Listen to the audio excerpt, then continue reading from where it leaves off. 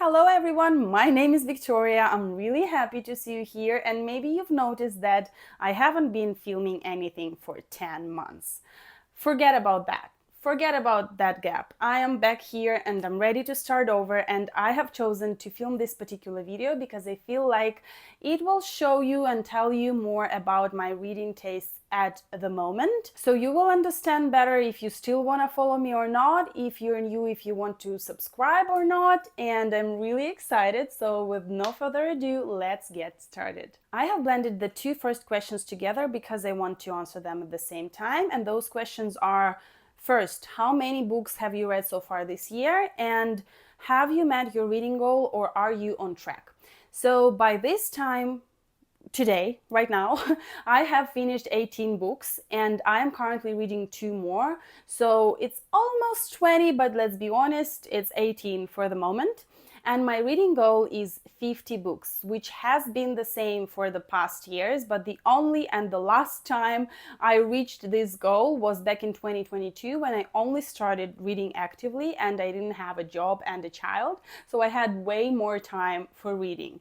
But to be honest, this year I think that the reason is not so much the lack of time, it's more the quality of books, because for some reason I choose bad books. I choose books that I don't like, and that's the reason I read slower and less books in quantity. So probably I will not reach that goal again. But who knows, maybe something changes and I will. We'll see by the end of the year. Question number 3 is my genre breakdown. I have read 4 romance books, which is the most because I kinda am craving that kind of literature right now. Easy reads, quickly finishes, books with happy endings, books which I can take and have a rest with them. For classic books, I will read classics always because it used to be my favorite type of literature, but as I said, right now I'm leaning more towards something lighter and not as thought-provoking. I read 2 historical and war fiction, because both historical fictions are war fictions in my case here, and I could actually say 3 here because one of the classic books is also a historical fiction, but let's leave it like that.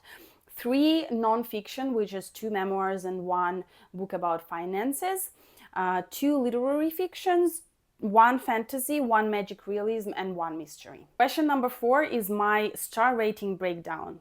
I read 1 1-star book, 1 2-stars book, 7 3-stars books, the most, 5 4-stars books, and 4 5-stars books. And I'm going to talk about all of my 5 stars today. So as you can tell, 7 3-stars is not so good, and not so many 5-stars books. Question number 5 is: have your reading tastes changed at all in 2026? And I'd say more no than yes, but there are for sure some changes. So first of all, I think I'm craving more fantasy in my life because I'm kind of tired of these real things going on around me. So I've ordered the whole ACOTAR series by Sarah J. Maas, and especially, with those book number 6 and number 7 coming out. And my best friend has also read, she has never read fiction. Not never, but very rarely. She's more a non-fiction girl. And now she has read ACOTAR series and telling me all about it. And I'm like, come on, I'm the one reading fiction here. I should have read that first.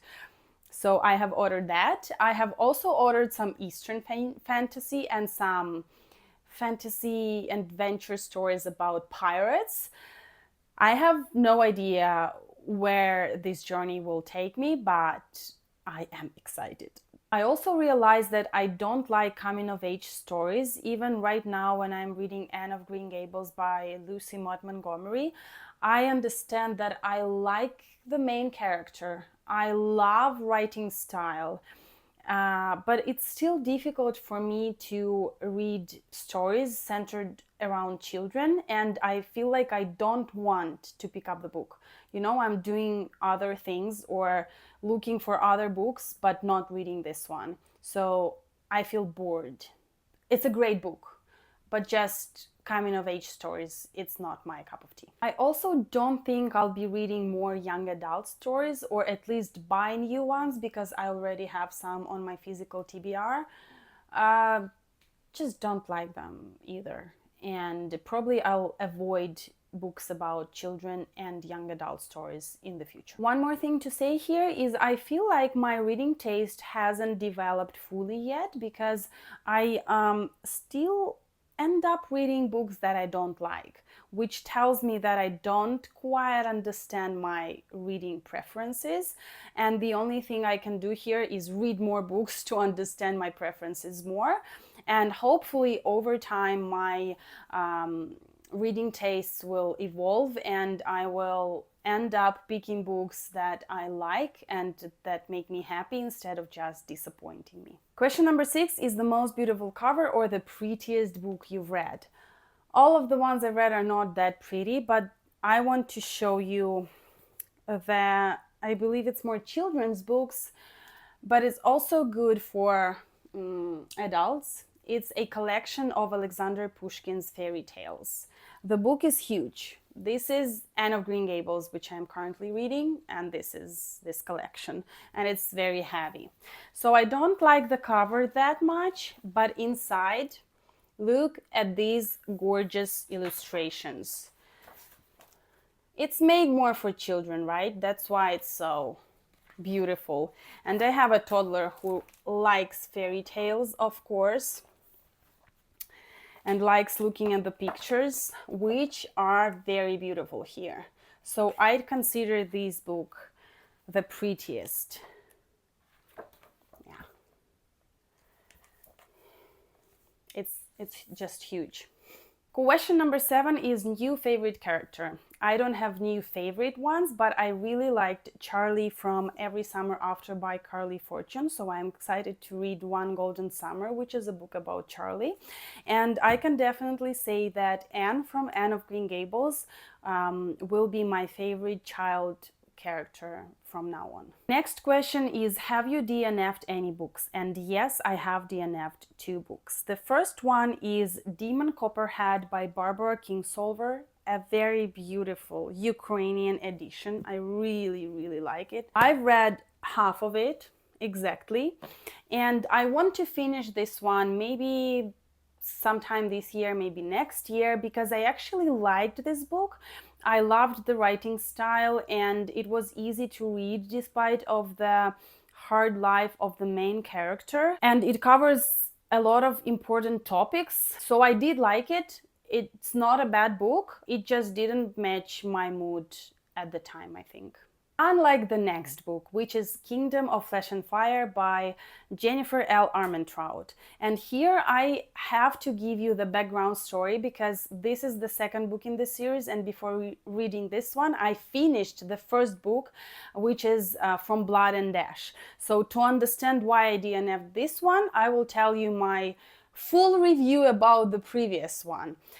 So From Blood and Ash, you need to know that I was supposed to love this book. I wanted to love this book. I bought 9 books of the series because I was sure I would love it. So From Blood and Ash was a very, in my opinion, poorly written book. The dialogues were empty and meaningless. There were a lot of repetitions, different kind of repetitions, but the one I remember till today is the number of times that the main female character says that the main male character has this gorgeous, attractive dimple on his cheek when he smiles is just ridiculously annoying. Contradictions. A lot of contradictions, because the author created the world and the rules for the main character, who is a maiden, and she's very precious and important for the kingdom, for the people. She's supposed to be untouchable, and she has a lot of rules about herself, her life, what she has to do, what she doesn't have to do. And from the very first page, she breaks every single one of them. Why to create so many rules if nobody is going to follow them? The romance and the spicy scenes are not at all for me. I haven't read a lot of fantasy stories, but I have read enough romance stories and books to understand what a good romance and a good spicy scene is, and this was not the case. And I absolutely disliked the ending. I have read 600 pages, and after all I found out, and after everything that has happened, the author is giving us that ending.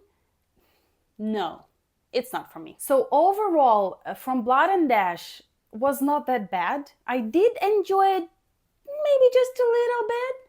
Like, it was 600 pages. Who reads 600 pages if you don't like a book? Like, I don't do that anymore. I try to DNF a book if it's that bad. And after I finished it, I heard someone somewhere saying that the second book is way better. If you didn't like the first book, read the second and you will just love the series. I gave the second book a chance. I read half of the book, but by that half, it became so annoying that the next day I sold all those 9 books that I bought before, because I didn't even want the series to be on my shelves, to take my precious space on my bookshelves. Hopefully now you understand why I DNF'd Kingdom of Flesh and Fire, and I know this was not the book matching the question, but there was no matching question to From Blood and Ash, and I still had to talk about it. That's why I used this one, just to let it all out.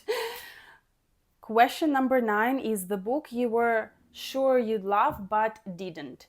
Previous one would actually match this question, but I have another book to talk about here, and it's The Coincidence Makers by Yoav Bloom. The Coincidence Makers by Yoav Bloom is a magical realism book about people who have a very unusual job. They secretly create coincidences that change people's lives, and they influence people's lives in very small but meaningful way. They bring certain people together and create moments that seem to be random but are actually very carefully planned. It's a very creative and thought-provoking book, and the idea itself seemed very unique and appealing to me, and I immediately wanted to read it, but unfortunately it was not what I was hoping for when I picked it up. That's why I ended up giving it 2 stars, but I still want to recommend it if you liked the premise, because I know a lot of people who loved this book. Maybe it was just not the reading experience I was expecting. Question number 10 is a book that made you cry. I immediately remembered this book because I was crying badly, and it's The Boy in the Striped Pajamas by John Boyne. I like reading about Second World War, but not every book makes me cry, and here, when I realized where everything was going, I was hoping so much I was wrong, but unfortunately I wasn't, and that ending is absolutely heartbreaking.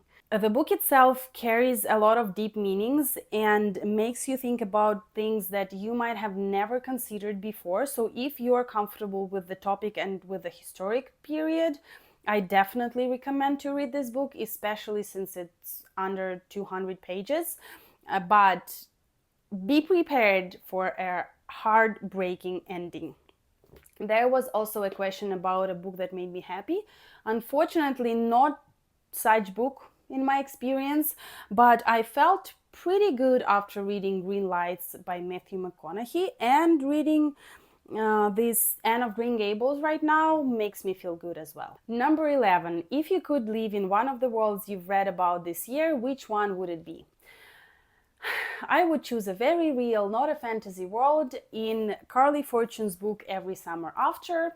I absolutely love settings in Carly Fortune's books, and I would love to spend summer near the lake, swimming all day, relaxing on the beach, enjoying the lakeside lifestyle. Yes, please give me that. Number 12, a series you want to start or finish this year. As I said before, I've bought a whole ACOTAR series, A Court of Thorns and Roses by Sarah J. Maas. So I'd really love to start reading that, especially that book number 6 and number 7 are coming out this fall. And also I'd like to start The Hunger Games because I've bought 2 more books. So I'll already have 5 books and I haven't even started yet. Have you noticed that I tend to do that? Like I have to have the whole series before I even start. Like to start the series, I need to have all the books from the series. Is there anything wrong with that, you think? Number 13 is the least favorite book. Very, very quickly here. The first one you have already heard about is From Blood and Ash, the least favorite. And then the biggest disappointment is a debut novel by a Ukrainian author, which is called The White Room. I don't remember anything about the book because I disliked it that much, and it was the first book of the year, and it's not translated into English anyway, so you'll not have an opportunity to read it. So why to talk about that? Let's better talk about 2 favorite books this half of the year. Question number 14. Favorite book, the best book, or the book that exceeded all my expectations this half of the year is definitely Babi Yar by Anatoly Kuznetsov.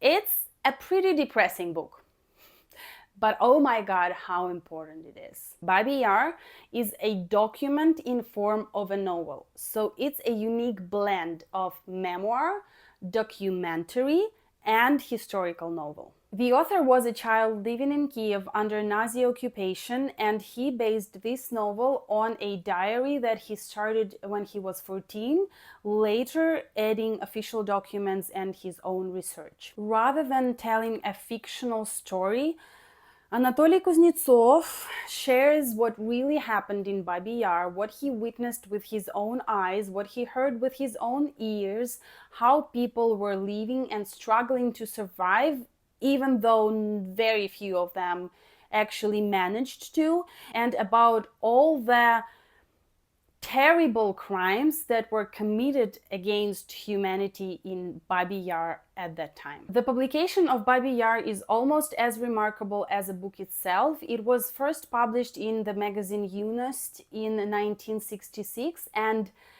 a quarter of the manuscript was removed by Soviet censors. The deleted passages criticized the Soviet regime, exposed all the lies, and challenged the narrative, the Soviet narrative of the Second World War. Kuznetsov strongly opposed those cuts, but he was unable to prevent the publication of a censored version. In 1969, Kuznetsov defected to the United Kingdom, and only in 1970 the first complete English edition was published. That first edition was typographically unique, and let me read you why, because it's very interesting, and that's the way this book is written and published now as well.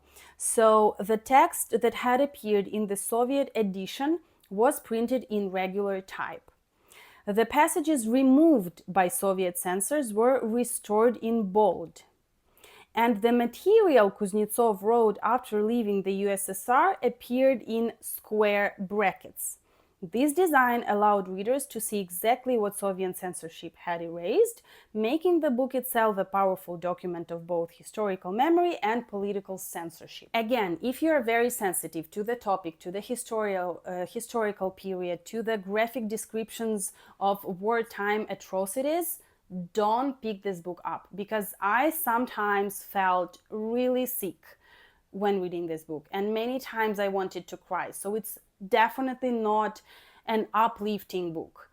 But if everything you heard now and everything I mentioned sounds interesting to you, I wholeheartedly recommend this one. And since previous book was anything but uplifting, I decided to give another honorable mention to Green Lights by Matthew McConaughey. It's not one of my all-time favorite, but it's definitely one of the best during this half of the year, and the one that got 5 stars from me. I'd heard a lot of great things about this book, and still I didn't know what kind of reading experience to expect, but it turned out to be exactly the memoir I enjoyed. I found this one incredibly inspiring.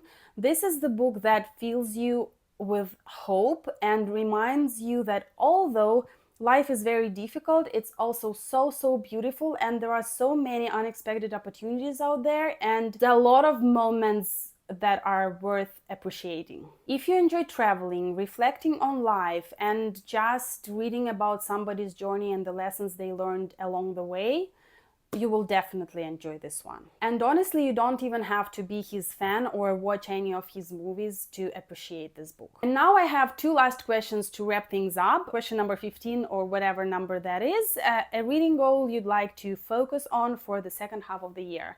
I'd simply like to read more books to reduce my physical TBR, because I can tell that I am buying way more books that I can read, and that is starting to feel a little bit overwhelming. And the last question for today is, what is the proudest reading moment so far? My proudest moment is not about reading, it's about this channel. I'm very proud and very happy to return, to give it one more try. I missed it, and I'm very pleased to talk about books with you guys. So if, by the way, you want to answer any of the questions from this tag, feel free to do that in the comments, and I'll be more than happy to discuss them with you. And I'll also really appreciate any kind of support. And I'll see you soon. Bye.